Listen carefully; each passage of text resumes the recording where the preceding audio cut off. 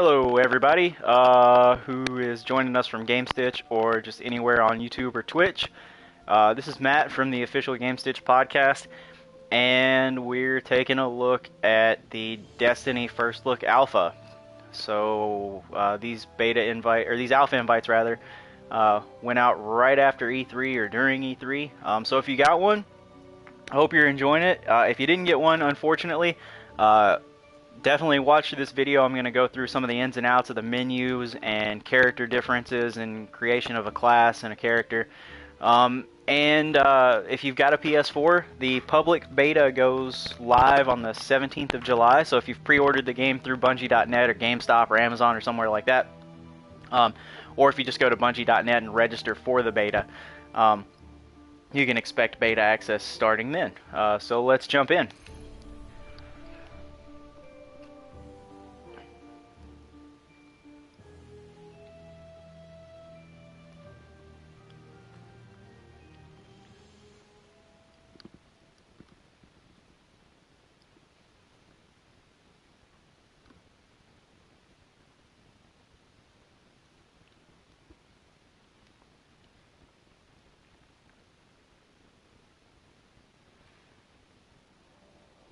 All right, so here is the first screen that you come to just after you begin the game. I've created one character from each class. Level cap for the alpha is 8 right now, so I'm working on capping my hunter. And if you look, you can get details about the character just by hovering over their name. You get a view of the character on the left. All the gear is current based on what you've collected in the game. You see a level in the top right hand corner. This underneath it, the 340, that's your grimoire, I guess, notoriety. Basically you have these challenges, kill 1,000 of this type of enemy, kill such and such of this type of enemy. Supposedly it will unlock things on Bungie.net for you, but right now it just gives you this cool score online. A couple of things to notice about my characters, the two that are capped in particular. If you look at the Titan, it's got this red emblem and the gray background. That's the entry-level emblem for the Titan.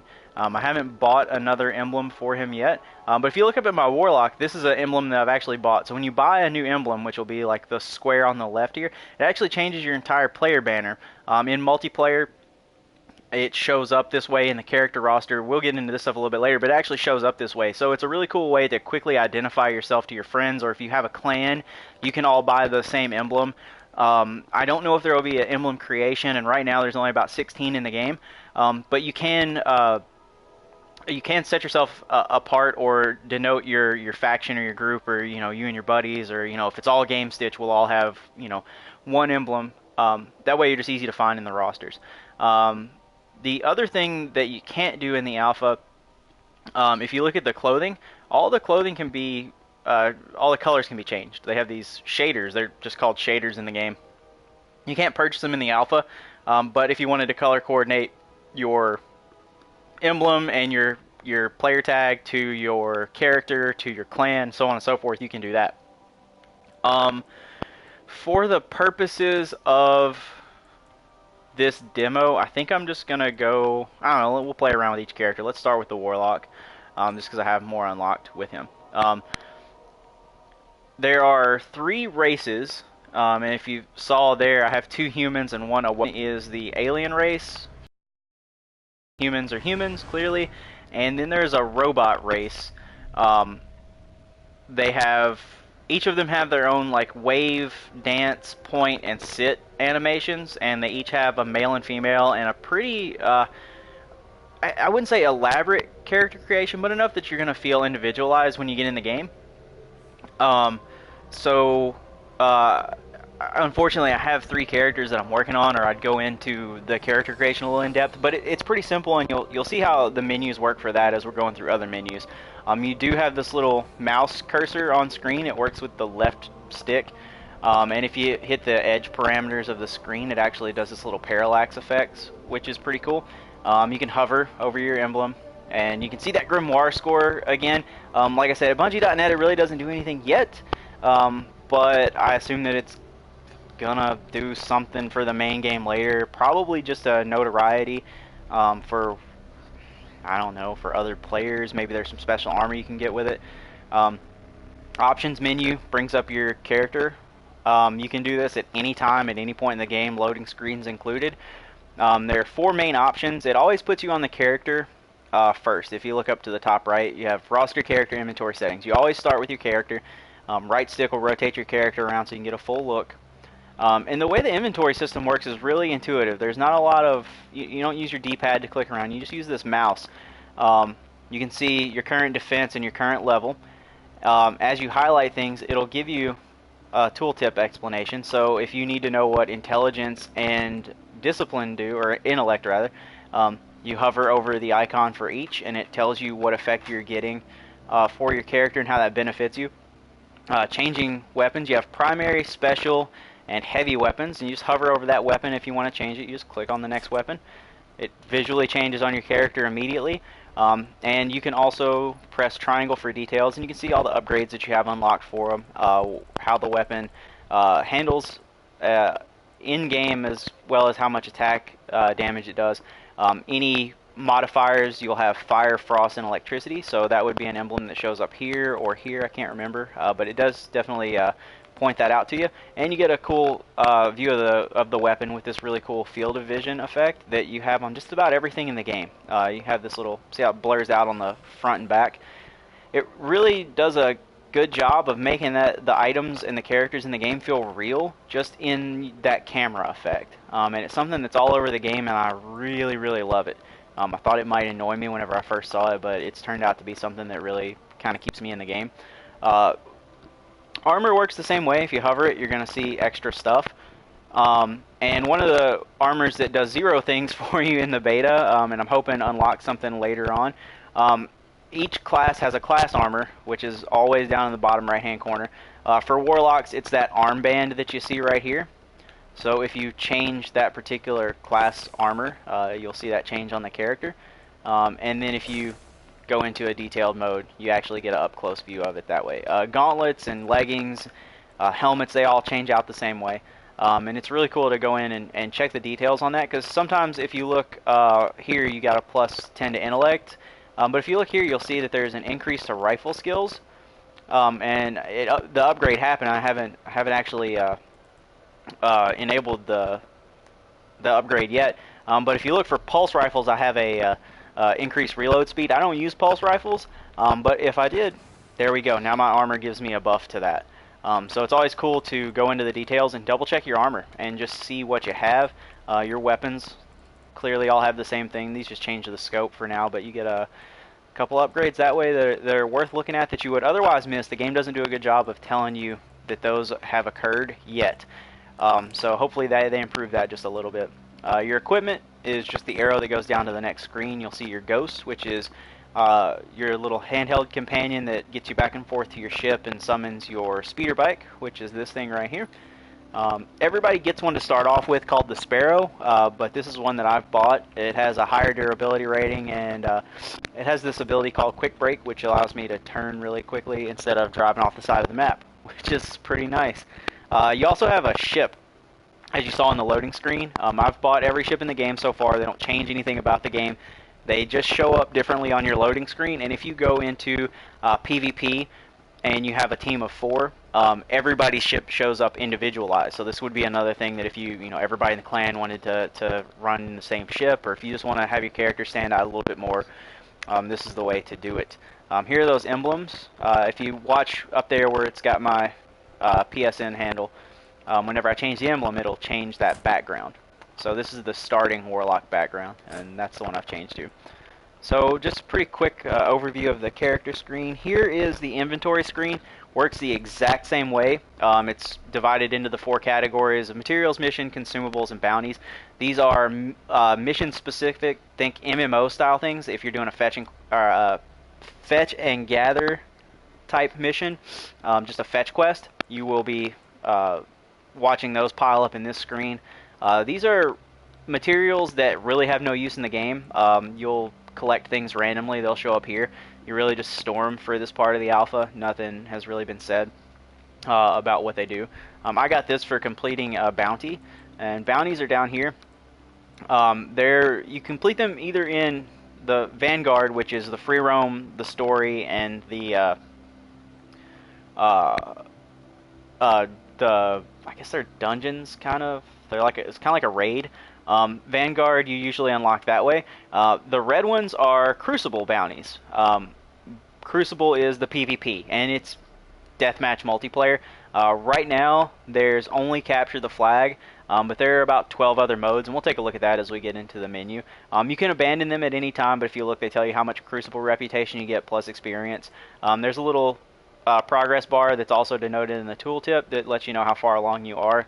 It kind of just a other little meta game to play while you're enjoying this. Just something bigger than what's actually happening in the story that you can keep track and upgrade your character with. And then consumables, these are things that you can use at any time during the game. If you see how that says combat zone only, you can only use this in PvP. This can be used at any time, but they're one-use items that you can kind of keep track of. If you look to the top, you'll see these three icons. One is for Glimmer, that's the in-game currency. It is really easy to come by in the alpha. I assume that it will be harder to gather up Glimmer in the full release of the game. Nothing costs more than like 3,000 Glimmer, and you can get 3,000 Glimmer in about 20 minutes just out in the free roam. So I'm sure they made it that way just so you could experience everything in the alpha.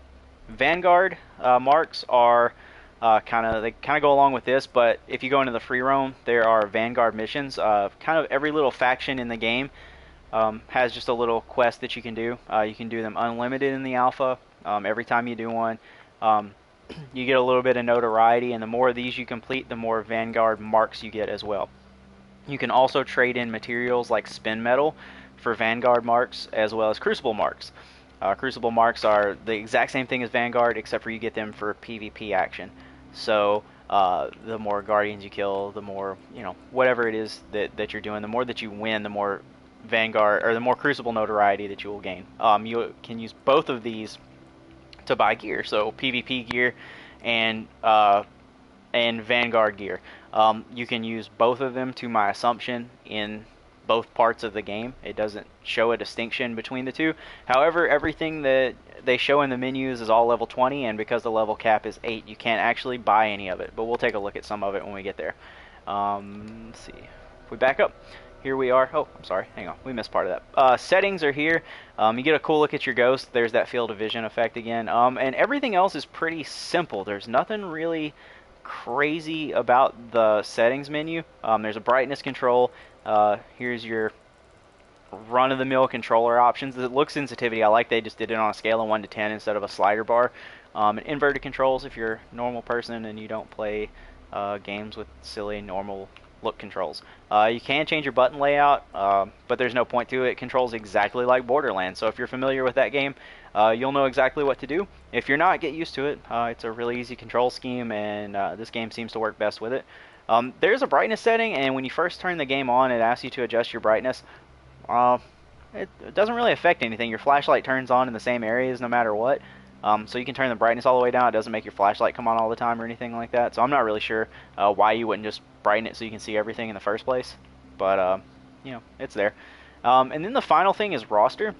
It's just your friends list. You can just invite who you need to while you're playing. Fire team is your current party, and you can actually change the privacy however you want. Right here, I'm going to close it off while I'm doing this demo.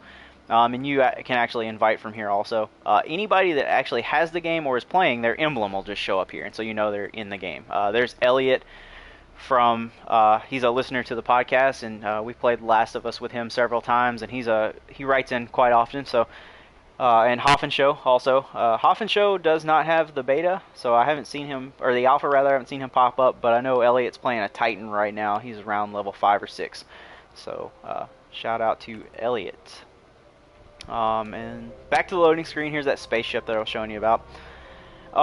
If you go to set destination, this will be how you navigate through the world, at least for the alpha. It's going to open up a world map. As you can see, the little circles denote places that you can most likely go, as you have Earth, the Tower, and the Crucible all right here. So I assume there are other planets and solar systems that maybe we can travel to using this. Maybe there's 3 extra solar systems, or just a overworld navigator, and then you can go to different planets within that system. I'm not sure, but it seems to be a cool concept. If you click on Earth, for instance, here's the map of Russia. You can go everywhere on this map.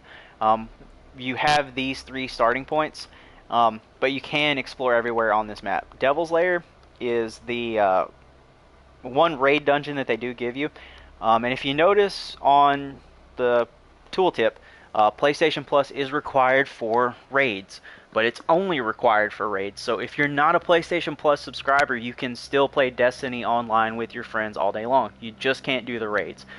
What's that mean for you? It means you're not going to get as much experience, and it means that you might miss out on some legendary items. But I have had legendary and rare items pop up in the free roam part of this game. So for now, the only thing that you're not having with PlayStation Plus is the ability to raid. This one in particular has 2 really huge bosses, and it probably takes 30 to 45 minutes to actually complete. And if you don't have a fire team of 3, it will actually go out into the world, find 3 like-level players, put you together in a fire team, and you'll play through it together. The color of blue denotes that it is a raid. If you come down here, this one is green, and if you see that it's an explore mission, it is the free roam part. So anything denoted by green means it's a free roam area. Now it says 1 to 3 players in your fire team, and that's how many people you can have in your party for this particular area. However, I've run into upwards of 16 players out in the real world, and when a world event launches, you can actually just band together, whether you're in a party or not, to kind of work towards a common goal. And then if you look to the left, there's the orange. These denote story missions. So once again, 1 to 3 on your fire team for this particular one, but there are several fire teams running around in the same area, so you will see other fire teams and other players that are friendly while you're playing this. PvP only exists in the Crucible. So if you're in free roam, you see another player, there's no need to like run and hide if he's outranking you or anything like that. He's not going to shoot you and kill you. Friendly fire is turned off. You cannot trade items from what I can tell, but you can interact with each other when you meet up. You can't talk to each other unless you're in the same party on party chat or the same fire team. I don't know if they'll change that later, if you can click on the person and allow their chat. I don't know. Hopefully some item trading happens also. If you look on the Crucible, this is the PvP area. If you see this red ring that's halfway around, it's actually going away. It's actually the red is being removed the more that I play PvP. And that's letting me know what level I'm at. So one loop around hits level 1, level 2, level 3, so on and so forth. If we go into the Crucible, you'll see here all the PvP match types. So there's 1, 2, 3, 4, 5, 6 that are going to be available. Right now, there's only this one, which is Control. And if you look, you get Crucible gear, reputation, and marks. PlayStation Plus is required for the PvP also. And that's with just about every PlayStation 4 game. Multiplayer, like deathmatch multiplayer, requires PlayStation Plus, so just get used to that. But you're not really missing anything except for deathmatch if you don't have PlayStation Plus for this. So, you know, it's one of those things, if you want it, you can. It doesn't show what the other match types are. I'm really curious to see what those are. I hope that, aside from Capture the Flag, which is what Control is, there's also TDM, deathmatch. Maybe there's like a, I don't know, you can use your vehicle in there, so maybe there's like a Battlefield-style Conquest. Maybe there's a, I don't know, like a horde mode. Who knows? But I'm really excited to see what they do with this, because the PvP is really fun. It plays a lot like Halo. So if you're familiar with playing Bungie's other title, Halo, that's kind of exactly what you're into in the PvP multiplayer. Let's head up to the tower. This is the MMO area of the game. The game is in first person when you're down on Earth or in the Crucible. But when you go to the tower, it actually becomes a third-person game, and to me it looks a lot like Mass Effect. This is where your community of players on the server actually come together. You can interact. All the vendors are here. Your Vanguard representative here. So if you're a Warlock, there's a Vanguard Guardian that's a Warlock that you can go buy Warlock-specific gear for. Your Crucible vendors are here. There are also I don't know exactly what to call them. Kind of like they're like factions in the game. There are 3 of them that I can find. And there's faction-based armor that has faction-based perks. You can't buy any of it because it's level 20, and they also have their own shaders that you can recolor your gear with. And so I assume that they're going to be global-wide Destiny factions. So if you're part of, of one, you have 10,000 or so people that you can build a raid group from or something like that. I'm not sure exactly how it'll work. But they do have, special color-coded gear, special gear that you can only get by being a part of those factions. So, pretty cool to look at and see what's going to be coming up in the game. You can also buy new spaceships, new speeder bikes here. There's a post office. There's also a vault, which is really cool. Here you can get a look at your character. Your helmet comes down when you're in this area. It'd be really cool if you could put your helmet back up so you could actually take a look at your helmet. If you look at the character creation screen, you can see my helmet here. Apparently it's only visible for your character when you're in free roam or PvP. If you look out, there's the big world of the tower. It looks incredible. They've done a really good job with design here. There's some crazy ship landing. And like every MMO in the world, when people want to get out here and do silly stuff like this, you can jump out to the end of these and you can dance. You can wave and you can point. So if you fall, it just respawns you. But while you're out here, the one thing to notice, see that red flashing light? In every other game that we've ever seen before this generation of consoles, that light would not be dynamic. It would flash and you would see it. But see how it's reacting to the character and it's casting shadows? That's pretty intense. To have little intermittent light like that becomes dynamic is a really huge testament to the processing power of the system. If you look at all the fog effects, that's all dynamic. It changes based on the time of day and the weather. And anything emitting light is using up GPU processing power. And so the fact that there are that many dynamic lights in the game, you'll see here I'm casting a shadow. Let's go up here. There's some water that has a really good reflection. There are lots of really cool little details. Now these are real-time reflections. Let's see. You can see the blue light right out in front of us. And every once in a while a ghost will come flying by and you'll see it. Maybe we can see the spaceship take off right here. But everything that's occurring in the reflection is actually occurring out in the world too, which is really cool. You can see the flags moving a little bit in the reflection. And the ship may be taking off pretty soon, hopefully, so we don't have to wait too long. Maybe? Maybe? Yeah, there it goes. See it in the reflection? Super cool. So, very impressive work with that, with all the dynamic stuff in the area. Vendors are denoted by blue. You'll get a little green pop-up if there's a quest to turn in there. If you press the pad in the center of the controller, that brings up your ghost. And you can see if you hold triangle, you'll go back into orbit where you can select where you want to go. It actually casts dynamic light, as you can see, right onto the face, which is really impressive. And let's see. I'm not sure that there's anything cool to look at here except for vendors. And gear is cool, but it's kind of superfluous at this point since we can't really use any more than what we find out in the world. It's all leveled up too high. Oh, the vault's really cool. This is a shared inventory between all of your characters. So if you see here are all the spaceships that all the characters started with and all the speeder bikes that they started with. You can save those, and now everybody has custom bikes. These are two emblems that I intend to use with my other two characters eventually whenever I log back in with them. Here's my cache of weapons that I've been storing up that have dropped randomly out in the world. And here are some armors that clearly we won't be able to use in the alpha.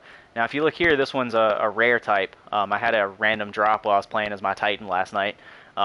Pretty cool. It's got some pretty high stats based on everything else that I've seen out in the world. So really excited. Maybe in the beta they'll let us go to level 10 and I can use some of this stuff. Hopefully they let us keep our character and our inventory that we've built up also. You can store things by going into your inventory by pressing options down at the bottom. You'll open your main inventory, and let's say I wanted to store this. You just press X to store, and now it's out of your inventory. So pretty cool idea there.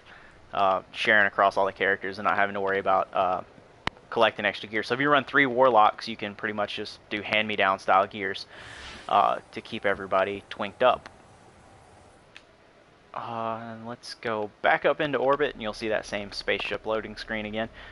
It's really cool to change your spaceship. Honestly, I know as silly as it seems, it's really cool to see a new spaceship fly up every time. They each get their own unique animations as they fly off. Let's get to the meat and potatoes. Let's hop down here and play some.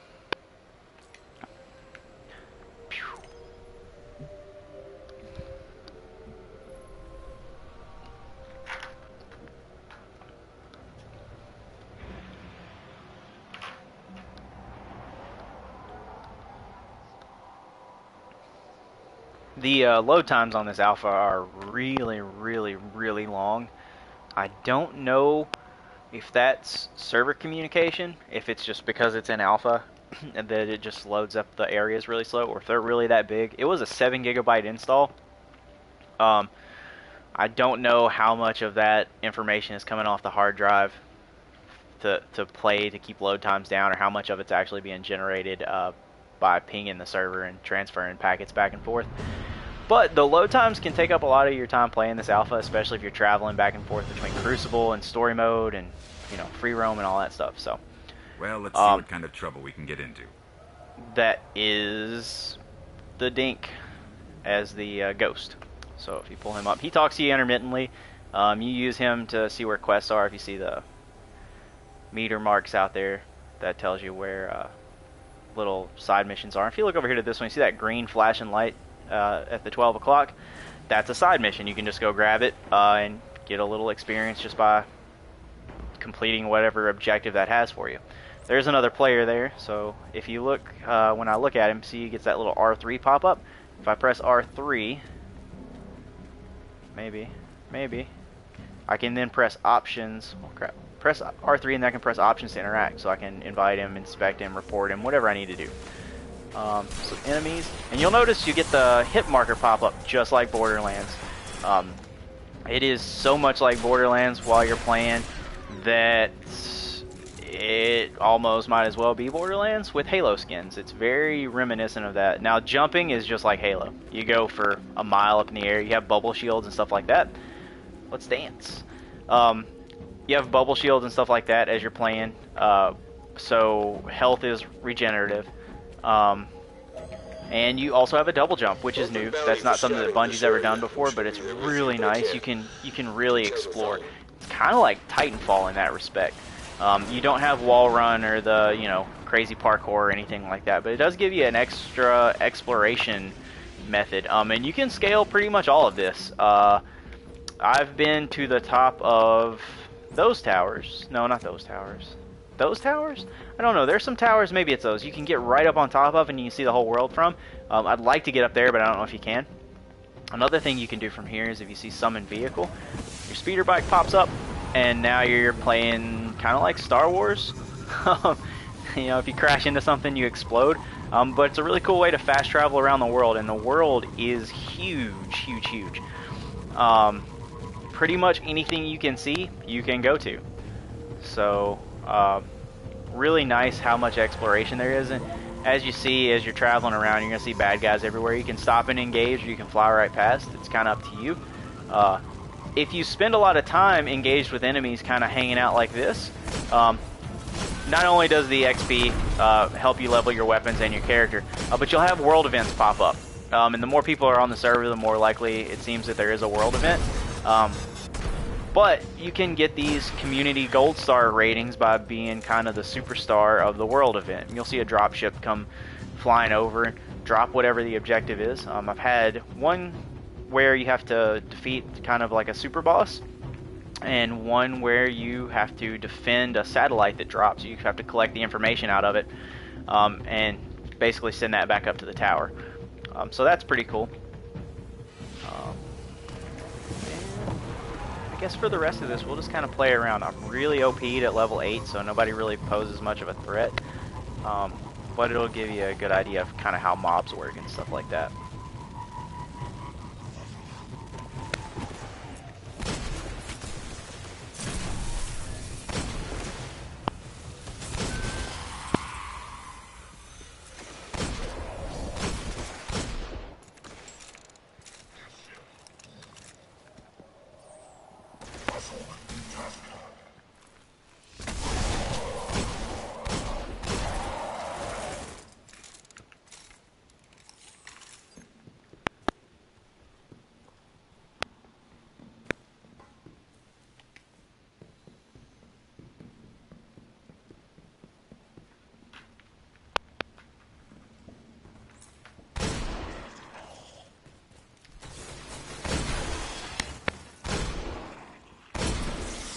And there's where the grimoire stuff comes into play, down at the bottom of the screen. Supercharged is pretty cool. Every character has a grenade, every character has a melee, and every character has the super move, which is, for the warlocks, this big thing. Pretty sweet stuff. It does a lot of damage. If you see the bar on the bottom left hand of the screen, you'll see the hand is charging back up, the grenade on the left, and then that little blue bar coming across the top, when that turns yellow, it'll say supercharged on the screen. It lets you know that your main attack is ready again. There's the ghost turning into a flashlight, so that happens automatically. You don't have to worry about it ever getting too dark on you. Whoa, that guy.